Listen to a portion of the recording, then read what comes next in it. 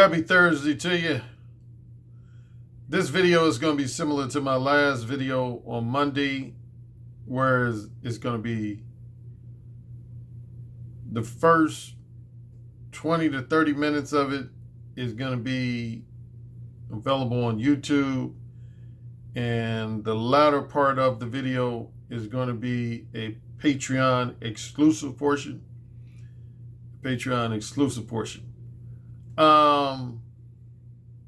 Okay, I'm gonna start off where I left off in my last video on Monday.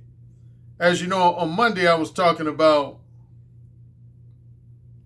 how Mo 1 is my specific brand of direct verbal game. And I was basically highlighting that some people, there's been at least a few people in the manosphere, particularly black guys, that sometimes talk about Mo 1 as if it is the generic term for direct verbal game, which is not. No, it's not. And so I had at least a couple more people write me since Monday's video. One in particular, he asked me, he said, well, Alan, and his question or comment was related to something I've discussed a number of times before. If you paid attention to a lot of my videos, I pointed out how a lot of people will say, well, Alan, isn't Mo 1 just representative of you telling guys to be honest with women? I mean, what's so unique about that? Aren't you just taking the concept of honesty and slapping your own little nickname for honesty, which is Mo 1? And then similarly, same with being verbally direct. A lot of guys will say, well, Alan, isn't Mo 1 just about being verbally direct? And you're just taking your little nickname and Mo 1 and slapping it on? Well, yeah. I had a guy after Monday's video write me basically something along the same lines. He was like, Alan, I don't really see the difference between what you call Mo 1 and just the general concept of keeping it, as he called it, keeping it real type honesty and being, direct about what you want from women. Like, basically, what's the difference between what you call Mo 1 and other people would call keeping it real type honesty or simply being direct? And again, I've already explained this, but I'll go ahead and explain it again. See, here's the difference. I'll divide it in two categories: concept of honesty and the concept of being verbally direct. 3 of my 4 modes are about being honest. So that's the number one difference about honesty. 3 of my 4 modes center around honesty to one degree or another. Mo 1 represents upfront, straightforward honesty about your desires, your interests, and intentions. Mo 2 represents polite and cautious honesty. Polite, cautious, and overly general honesty. Polite, cautious, and overly general honesty. And then Mo 4 represents upfront and straightforward honesty in an angry, bitter, resentful, critical, and or antagonistic manner. So all 3 of my 4 modes represent honesty. So that would refute the argument that Mo 1 is just about honesty. What type of honesty? See, and if I have to toot my own horn, I was one of the first authors to distinguish one type of honesty from another type of honesty. See, a lot of people, in particular a lot of self-help authors who concentrate on verbal communication skills, a lot of people will just divide verbal communication in between honest and sincere versus dishonest and disingenuous. Honest and sincere versus dishonest and disingenuous. But I divide honesty into 3 specific categories. I got mode 1 honesty, mode 2 honesty, and mode 4 honesty. See, I talk about at least 3 different types of honesty. So that's on the honesty argument, why nobody could ever say that, Alan, you're just placing a nickname on the concept of honesty. No, I'm not. No, I'm not. Mode 1 is a specific type of honesty. It is a specific type of honesty. Here, and then similarly, the similar comment / criticism I've received is people say, well, Alan, what's the difference between what you call mode 1 and simply being verbally direct with women? There's a lot of guys that are verbally direct with women and have been, for years. So aren't you just taking the term mode 1 and slapping it on the concept of verbal? See, that's another misnomer. See, as you know, and I talked the most recent time, I talked about this in 2 recent videos. I did one video where I was talking about the difference between me and the dating coach David X and the self-help guru Brad Blanton, who wrote the book Radical Honesty.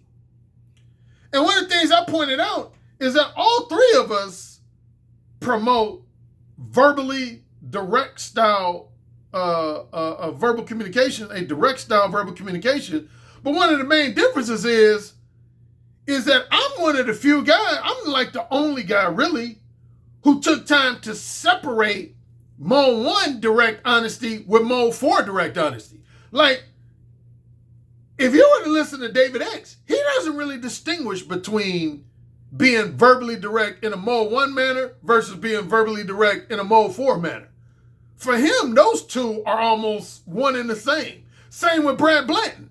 Brad Blanton doesn't really distinguish between mode 1 type honesty, verbal direct honesty, and mode 4 verbal direct type honesty. For him, he just emphasizes blunt honesty, period. He just emphasizes blunt honesty, period. I was the first well-known author that distinguished between, now under the category of copycats, who tried to copy me in that regard. There is at least one person, and you'll be surprised to find out, it's not another dating coach or another man who's in the more or less what's known as the manosphere or even the black manosphere. It's a white woman. I did a video on this woman. There's a woman named Kim Scott. She wrote this book called Radical Candor. And I went after her on Twitter until she blocked me. But if you were to read her book, man, she's probably the number 1 person who tried to rip off my specific distinctions.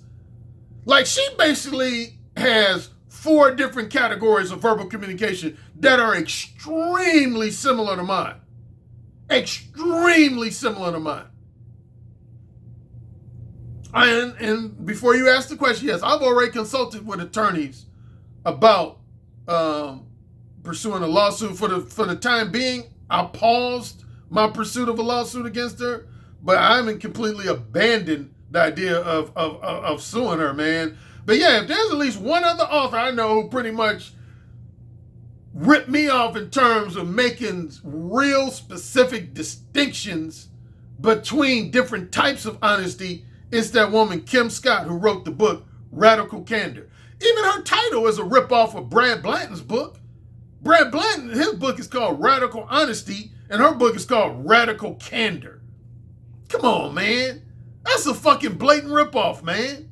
But yeah, man, she came the closest to ripping off my 4 modes of verbal communication. But yeah, I was the first author to do that, man. Again, most authors who wrote books about verbal communication, they would either divide verbal communication into honest and sincere versus dishonest and disingenuous, and or they would divide it into simply direct versus indirect.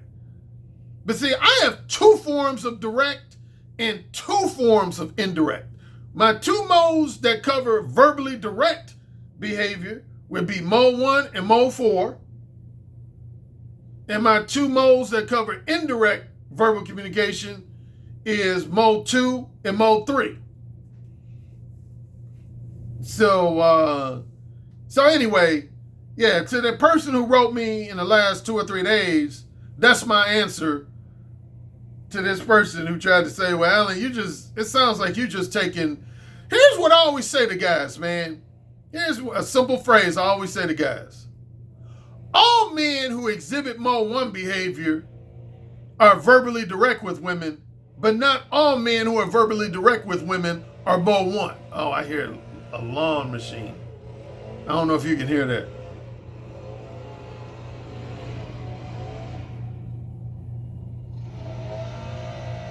Somebody's cutting the lawn outside. Irritate me. But yeah, all men who exhibit mode 1 behavior with women are verbally direct, but not all men who are verbally direct are mode 1. I'll give you one example with that, and I've talked about this before. Back around 2013, 2014, there was this video that went viral called Asking Women for Sex at the Beach. And this Caucasian guy, he was at the beach, literally asking, he would ask women, would you like to have sex with me? Would you like to have sex with me later on today or later on this week?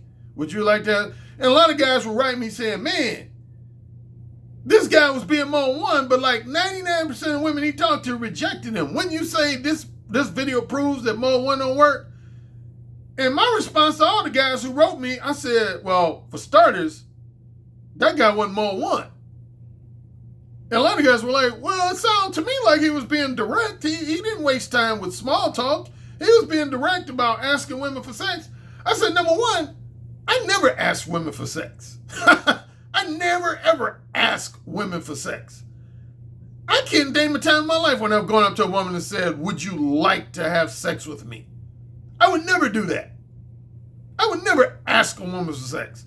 I simply tell women, and remember the video I was talking about being cocky, where I was talking about being cocky with women? I never ask women. What I do is I tell women in a very ultra confident, what some would call a cocky manner, I tell women I'm going to fuck them. I never ask women, would you like to engage in sex with me? I go up to women and basically say, I think you're sexy and I'm going to fuck you. That's essentially what I say. I tell women I'm going to fuck you. I don't even usually say I want to fuck you. I say I'm going to. And see, I'm not going to go into detail, but if you know how the conscious versus subconscious mind works, you know there's a difference between saying I want to do something versus I'm going to do something. Little tip. I ain't gonna go into detail, but let's say there's a big psychological difference between the two. Yeah, I don't ever ask women, can I have sex with you, or would you like to have sex with me?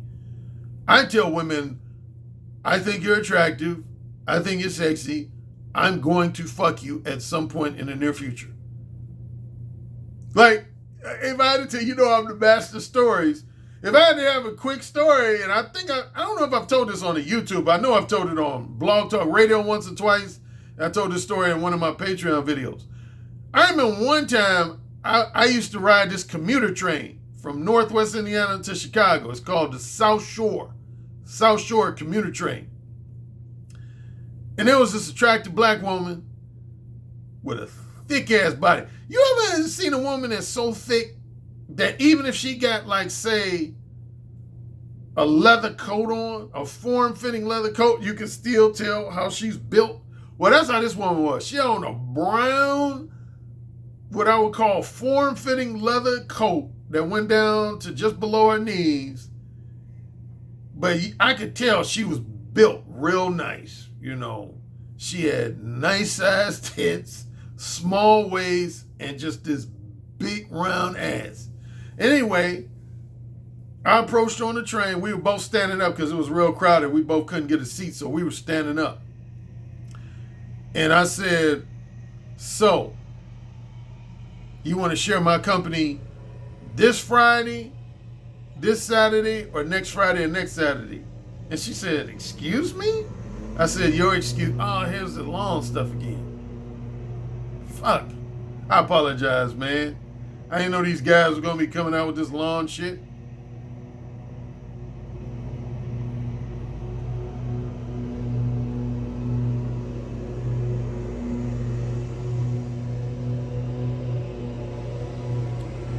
Fuck. Pissing me off. Anyway, I went to, I told her, I said, so would you like to share my company? I think we might have met on the train, I think on like a Tuesday or Wednesday. So I said to her, I said, would you like to share my company this Friday or Saturday or next Friday or next Saturday? And her first response was, she said, excuse me? A lot of sisters do that. With white women, it'll be more like, I beg your pardon. With sisters, it's usually something along the lines of, excuse me? She was like, excuse me? And my simple response is always, you're excused. And she said, I don't even know you. And then I introduced myself. I said, my name's Alan. And she told me her name. I can't remember it. Let's say Deborah.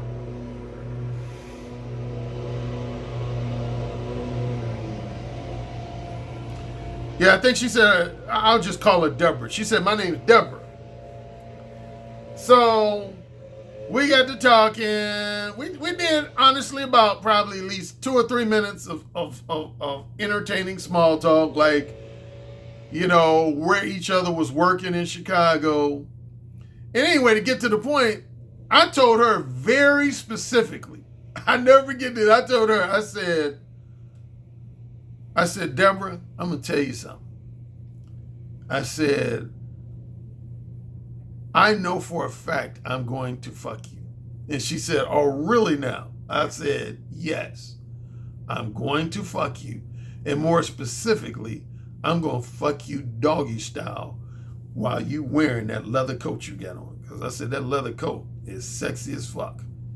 And she kind of giggled. She said, she said something to the effect of, you're a piece of work. She said, so you know you're going to, let me get this straight. You know you're going to fuck me. And you're going to fuck me while I'm wearing this leather coat. I've never heard of a woman having sex while she has a coat on. I said, I love your coat so much, I'm going to fuck you doggy style while you're wearing that leather coat. We exchanged numbers. I called her, left a message, didn't hear from her. And see, this brings me to a quick side note. A lot of guys will say, man, I called this woman and it's been a week and I haven't received a call from her. It's been 2 weeks and I haven't received a call from her, man. That must mean she's not interested. Not so fast, grasshopper. Not so fast. And I've told guys in my Patreon exclusive videos, just because you don't hear from a woman, say, within the first week or two after you meet her, doesn't always mean that she's not interested. Now, sometimes it does. But not always. I've had a lot of situations where I exchanged numbers with a woman and say I called her, didn't hear from her for the first week, first 2 weeks, or even longer, only to hear from her later on. Yeah.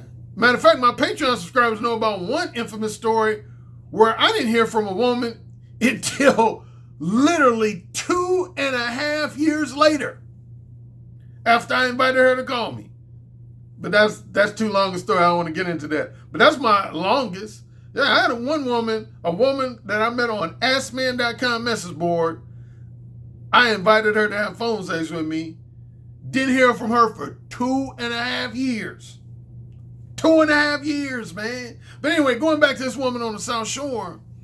Yeah, I didn't hear from her for about a minimum of 4 weeks. I want to say more closer to 5 weeks. It was somewhere between 4 to 5 weeks before she finally called me.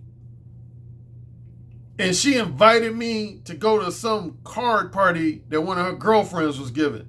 And I told her straight up, I said, I'm not going to no card party with you unless I fuck you. Either we got to fuck before we go to the card party, or at minimum, we got to fuck right after we come from the card party.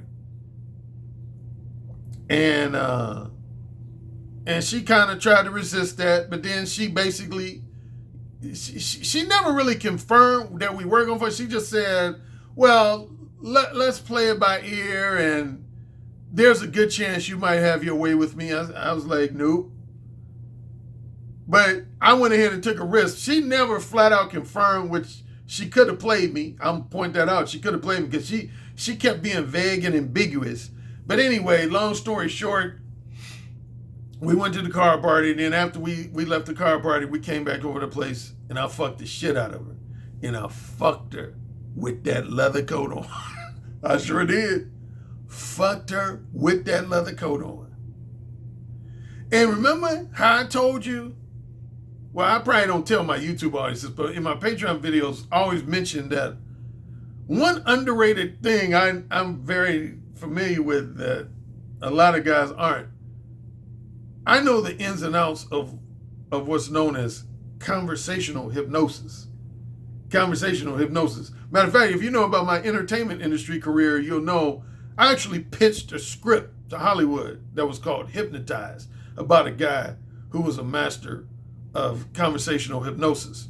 And anyway, without getting too long a story, I remember after I fucked this woman, at one point she was just kind of staring at me, and I said, "Why are you staring at me?" She said, "There's something different about you, Alan." I said, what's different about me? She said, number one, you're real good with words. You're real good at like talking dirty, which I've heard a million times. So that was her first compliment. She said, you're really good at talking dirty.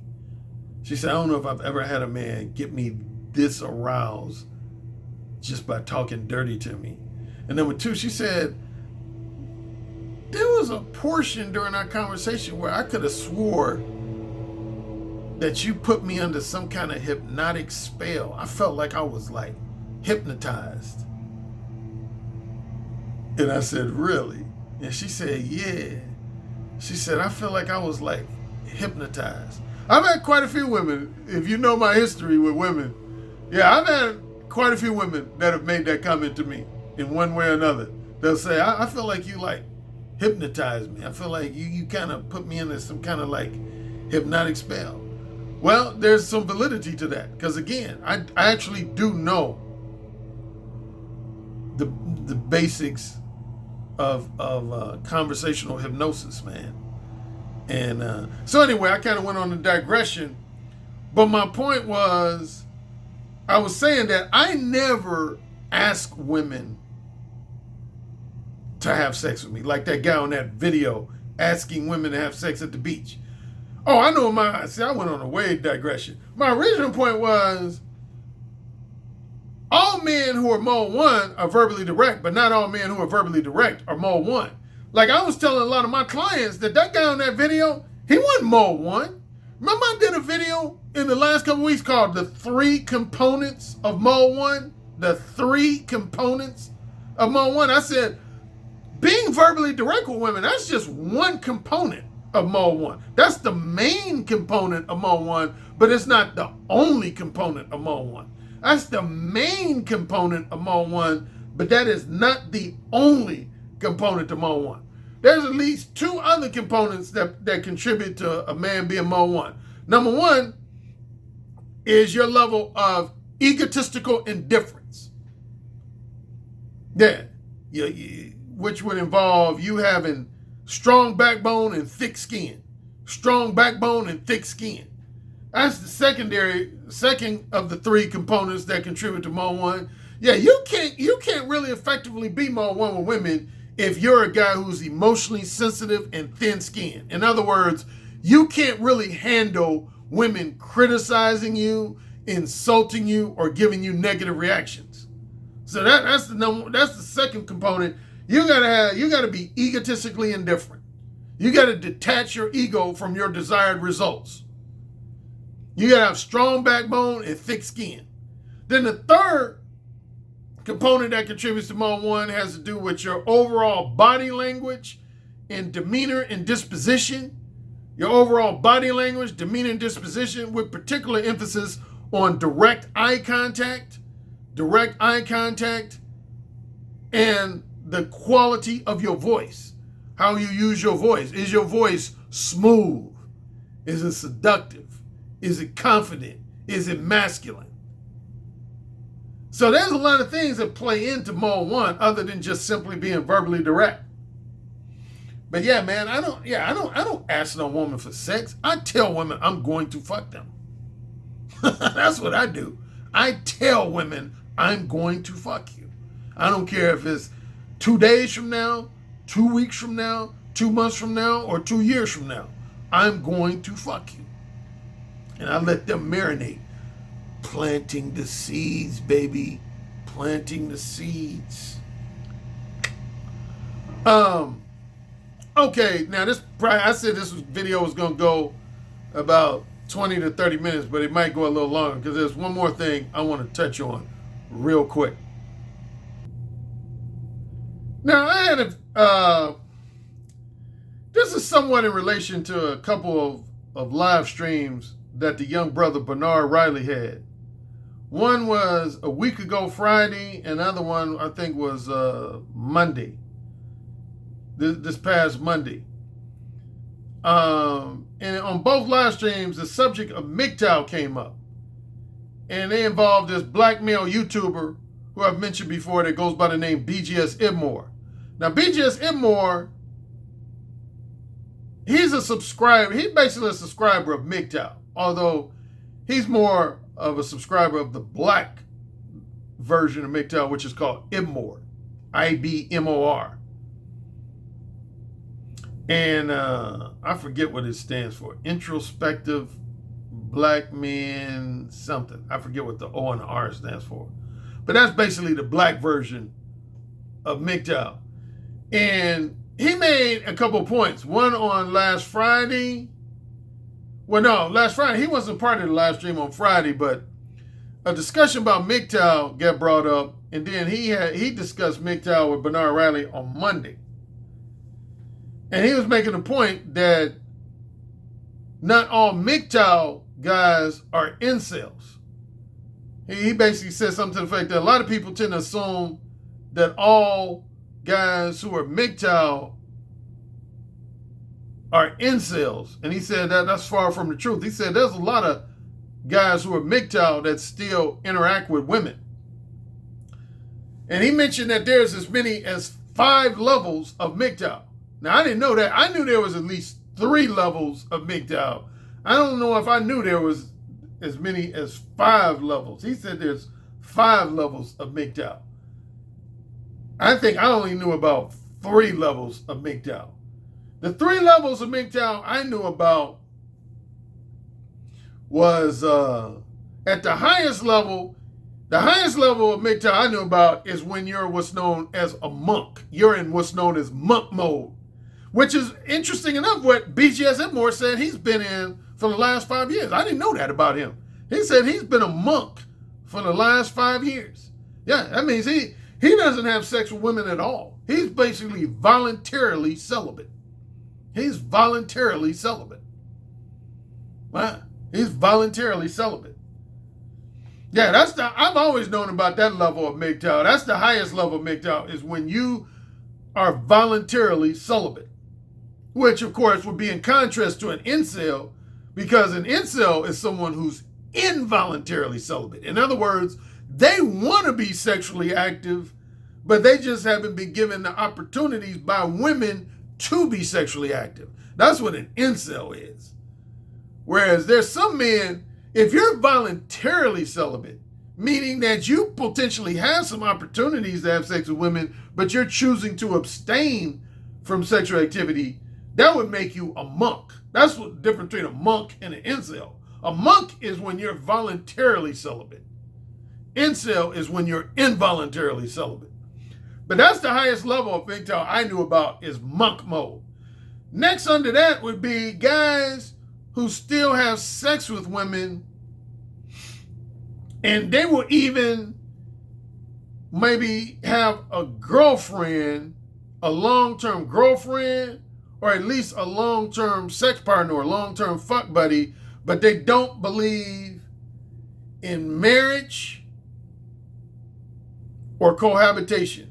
They don't believe in marriage or cohabitation. But they do still believe, number one, they believe in having sex with women. They even believe in having ongoing sex with women. And in some cases, they might be the father of a child, of one or more children.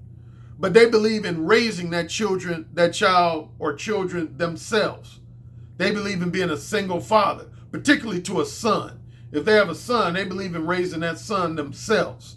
So that would be the second level of MGTOW. It's guys who still sexually interact with women.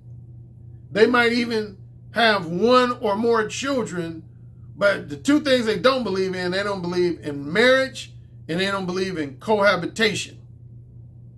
And then the other level, the third level of MGTOW that I knew about was guys who strictly believe in, they don't believe in marriage, they don't believe in cohabitation, and they don't even believe in children. They don't believe in getting women pregnant. They don't believe in having any children. And they don't believe in any ongoing or long-term or indefinite relationships with women. They just believe basically engaging in one-night stands and weekend flings. One-night stands and weekend flings. And they even believe in tricking. They do some degree of tricking. That would be the third level of MGTOW I knew about. So those are three levels of MGTOW I've always known about. Now, BGS Edmore, he said there's at least 2 additional levels, and I forget the description of them. I didn't know about those 2 other additional levels. But the 3 levels I just described, I knew about. And anyway, the specific question that was posed to me was, Alan, I thought you said a long time ago that there's no such thing as being MGTOW and Mo1, but it sounded like when you were on Bernard Riley's channel last Friday that you were saying that MGTOWs are actually fans of your books. But for some reason, I thought you were anti-MGTOW. I thought you were always a person who was harshly critical of the MGTOW movement. So could you clarify things for me? So now I'm going to clarify. I've never been totally anti-MGTOW. I don't know why anybody said that. I've never been totally anti-MGTOW. I've had my criticisms of guys who are MGTOW at different points, no doubt. Yeah, I did a couple videos where I expressed those criticisms, but I've never, as an entire group, been anti-MGTOW. But I just think some guys who are subscribers of MGTOWs are guilty of talking out of both sides of their mouth. Are guilty. Here's basically, without getting too lengthy, here's a simple criticism I have of is guys who are really incels that try to act like they're monks. If I had to get just really target one specific group of MGTOWs that I have the most criticism of, is guys that are really incels. In other words, they're involuntarily celibate, but they try to act like they're monks, which again are guys who are voluntarily celibate. There's a big difference between being voluntarily celibate and involuntarily celibate. Again, when you're voluntarily celibate, that means you got at least one woman, if not 2 or more women, that would be potentially willing to have sex with you, but you have so much sexual self-control and sexual self-discipline that you're willing to respectfully decline those women's invitations for sex and abstain from sex indefinitely. That's when you could call yourself a monk or someone who's voluntarily celibate, is when you got some opportunities for sex, but you're respectfully declining those opportunities. An incel is someone who wants to be sexually active, but they don't have the opportunities to, with the exception of street prostitutes, professional call girls, and upscale erotic escorts. That would be their only option. But other than those 3 options, they don't have any options for sex. And so I did at least one video, I think it was back in 2017, where I criticized guys who were essentially incels that were trying to act like they had all these opportunities coming their way. And I was like, get the fuck out of here. Get the fuck out of here. But been totally anti-MGTOW. But yeah, do you know 2 of my 4 books have actually been ranked on different MGTOW-based blog sites as one of the best books a MGTOW member could read? Yeah, number 1 is The Possibility of Sex. Possibility of Sex has been ranked in a couple of top 10 lists and at least one top 20 list of best books to read for MGTOWs. Yeah, my book, The Possibility of Sex, it's been ranked on at least 3 MGTOW-based blog sites since it came out in 2012, so the last 8 years. Now, I've seen it ranked in at least 3 different lists of one of the best MGTOW books to read. And then my book, The Beta Male Revolution, was on at least 1 ranked list of best MGTOW books to read. So there's 2 books that have been heavily supported by MGTOWs, is The Possibility of Sex and The Beta Male Revolution. Now, I don't know of any MGTOWs that have highlighted Mode 1 or Who Said Again, although I've actually had some Patreon subscribers, at least a handful, that called themselves MGTOW, that were fans of both Mode 1 and Who Said Again. So, my books are not antithetical to being MGTOW, in a nutshell. My books are not antithetical to being MGTOW. Now, here's one thing that some people, this is not totally related, but it's indirectly related. I had some guys have asked me over the last few years, hold on a second. They say, hey, Alan, I don't know if you're familiar. I know you have your 4 archetypes of men, which are total alpha males with beta traits, beta males with alpha traits, and total beta males. But I noticed in your videos and in your books, you don't discuss at least 2 other males, which are sigma males and gamma males. And I was wondering why you tend to ignore those 2 types. Well, number 1, when I wrote my books, I wasn't really familiar with those 2 archetypes of men, sigma males and gamma males. But I will say, actually, of my 4 archetypes, both of those are very similar to 2 of my 4 archetypes.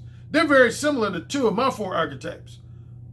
What is a sigma male, generally speaking, and what is a gamma male? Well, if you remember when I did that video about Law and Order, they had an episode where instead of dividing guys into alpha males and beta males, they had these 2 guys on in this episode of Law and Order Special Victims Unit, SVU, that they divided guys into alpha males and gamma males.